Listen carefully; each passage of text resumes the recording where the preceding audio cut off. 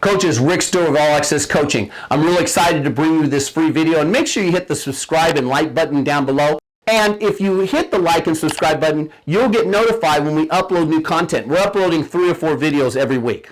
Okay, so hey, first concept we're gonna build off of. So we talked about our triple. I couldn't talk about a triple if I didn't talk to you about our counter option out of the gun. It took me a little bit to get here, to really get to a place I was comfortable in calling counter option out of the gun, but we get a lot of flow when we call our triple. So running counter, which we were good at under center, I had to figure out how do we get good at it in the gun.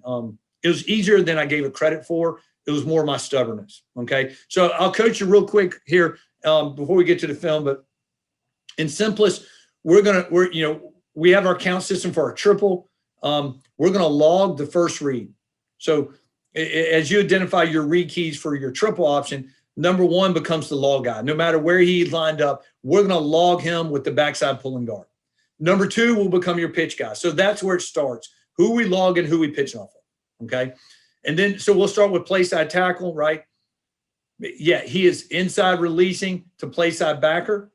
Okay. And we want him to stay square, but we do want him to seal that backer. We want him to stay square so there's not an easy run through, but we want those eyes on the outside half because this play is hitting out here. Okay, stay square while he works outside half. Okay, but he's going to work through B gap to do that just in case he has to give this play side guard a hand. So this guy, play side guard, is going to reach A gap, influence reaching, and then what we call torque this A gap player across the formation. And occasionally, if he's a heavy 2 or a tight 3, okay, which we may not call this to a lot, we do sometimes, he may need a little extra hand from this tackle before he moves up. Okay. Center is responsible for backside A gap to backside backer, backside tackle. Now we're going to scoop backside B gap, backside tight end, or backside player here is going to scoop backside C gap. Okay.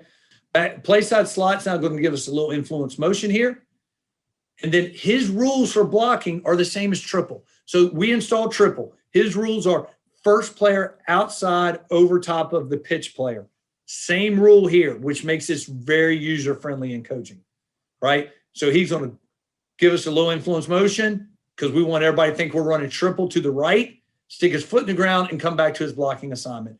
First man outside over top. In this case, it's over top, which a lot of the cases it will because they'll move. So he's going to come back, gives us the ability to maybe check a fast scraper to the safety. Backside slot will have to leave on the snap. He can't leave early, and he's got to get to pitch phase. Okay, that's it. So the slots, it's really not a whole lot different from triple.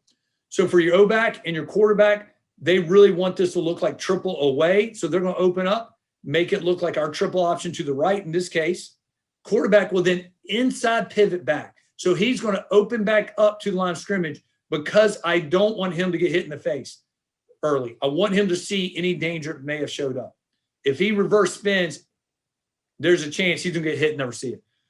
The O-back is going to carry out a good fake downhill, and then he is now responsible for cleaning up really what's left B gap and wider. Okay, he's cleaning up B gap and wider if we didn't scoop here. And you can see in one case I had him scooping, one I didn't. Just depends on the game plan. Okay, if he's scooping, he'll clean up C gap then. He is carrying fake out, cleaning up away. Okay.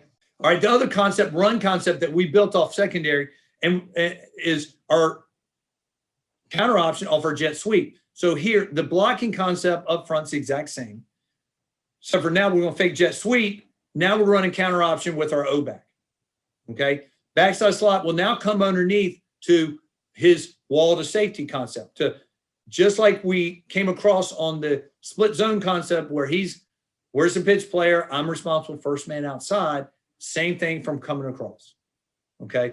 You can see how this could be an explosive play for us. Okay. So these are 2 run concepts that we have built off our primary run game, our triple and our jet, that have been incredibly explosive for us. Do we call them 10 times a game? Absolutely not. We'll call counter option off our triple at least 2 or 3 times a game, maybe 5 times. The one off our jet sweep, it may be once every other game. It may be, but we'll choose that right point to call it, and it'll be explosive. I got a couple clips here I'm going to share with you. So we're going to run counter option down here to the field. So you're going to see, once again, a very unique formation, but we run triple out of this a lot. You'll see this slot, if we're running triple over here, you see him moving. We actually don't get much movement, but we get a lot of stare.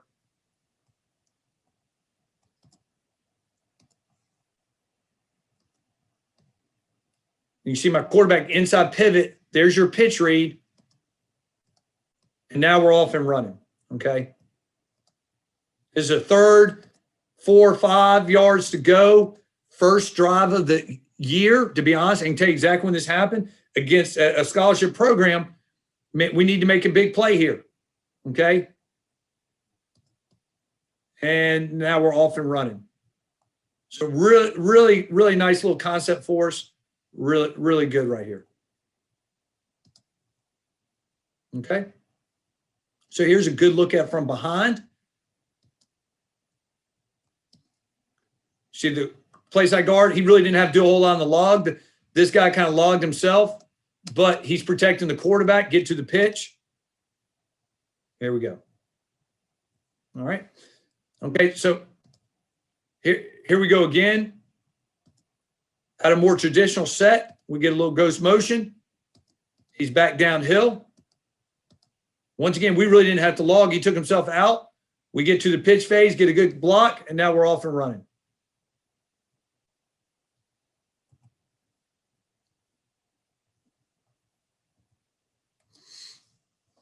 See it from behind. Really good sell by our quarterback. See him stick it in there. Look at those eyes. Great job by once you watch our play side tackle here. We talked about in the very first clip about being athletic in this position. Look at him rip through that. Look at that. That'll get all our under center guys really fired up, because that's under center technique. Let's rip through to second level. Great job. I mean, that's clinic tape, and I really I pulled up the clip, just dialing up a couple there. All right, so 3-by-1 here. So speed option is going to be catch and go for our quarterback here. So we're going to pitch off the first man outside, the last man on the down. So on this side, it's a tackle.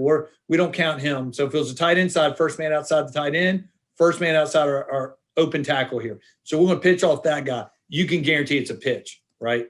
It's almost, and you can see my tackle, he's playing so heavy on my tackle. My tackle can't get a release. See how early my quarterback pitches it? Now all we got to do is cover up bodies, right? We got to cover up perimeter bodies, and we should have a good play. There we get a good cut block by the slot on the safety coming down. And what makes this play is how well what makes this play, and I'm going to show you from behind, is, I've showed you our base offense and what we do. So there's always usually somebody coming downhill. So now I'm offset here. That's not a giveaway, because we run a triple from offset, right? And so look how tight everybody is to the line of scrimmage.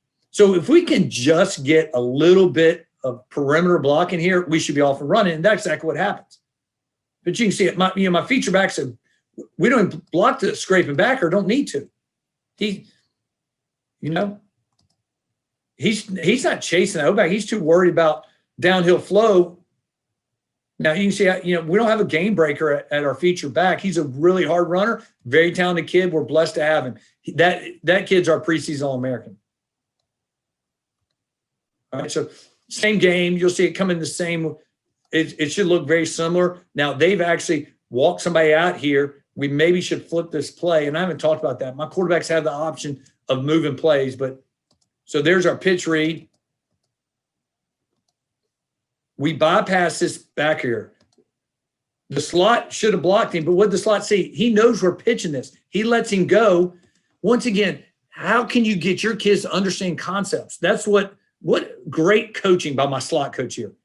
Because I know this kid. This kid's really savvy, so I know that's exactly what he got. So now he can pick up the next guy coming.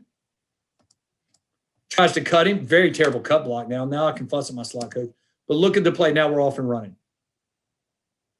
Different running back, by the way, same game.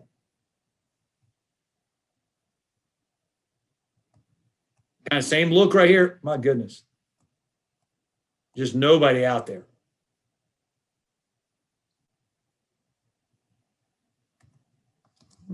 So a little bit of speed option. I do like to run it to an open set. We do run it to our tight end a little bit, but I like to get in 2x2 and run this and just pitch off that 5 technique. To be honest, if you haven't noticed, how many different ways can we exploit that guy? Can we read him? Can we reach him? Can we load him occasionally? Right? There's a lot of ways we mess with those defensive ends.